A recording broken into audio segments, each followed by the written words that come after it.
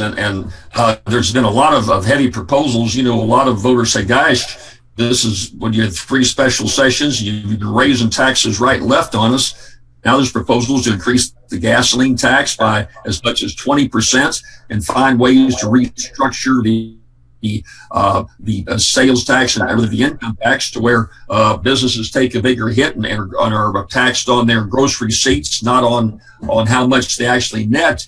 So will that weariness, you think, stop any real tax reform or tax changes in this coming session? I would say right now the $400 million deficit, I don't really see that as something. I don't see the legislatures going out of their way to fix $400 million. I think if he doesn't come up with some workable solution on the gross receipts tax by bringing it way down and just and breaking even, trying to make this thing break even and not raise new revenue, maybe he can do it, and that's what the talk is right now. But as far as you're 1,000% correct, the problem he has is at some point in time, Louisiana, this is Trump set records for votes he got.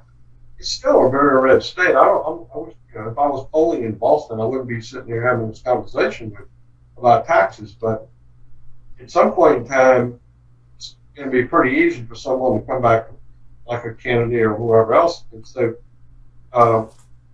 we haven't really gotten a lot done. We've raised a lot of money. None of the problems have been fixed. We've lost 25,000 jobs and whatever else they'd say. And one of the things that I think the governor would like to do is get rid of that penny, because we've got the highest sales tax in the country. And by the way, my polls were exactly correct last year. About 85% of we, 81% of we did not want to pay more income tax. And at the same time, 54% were opposed to a sales tax. But in that 54, as you know, that's not a real bad number. But most of the people who were opposed to it still conceded that if we're going to solve this budget problem, I don't mind paying another penny because everybody pays it. Whereas income tax, there is that thing with Republicans who were opposed to it, right at 90%.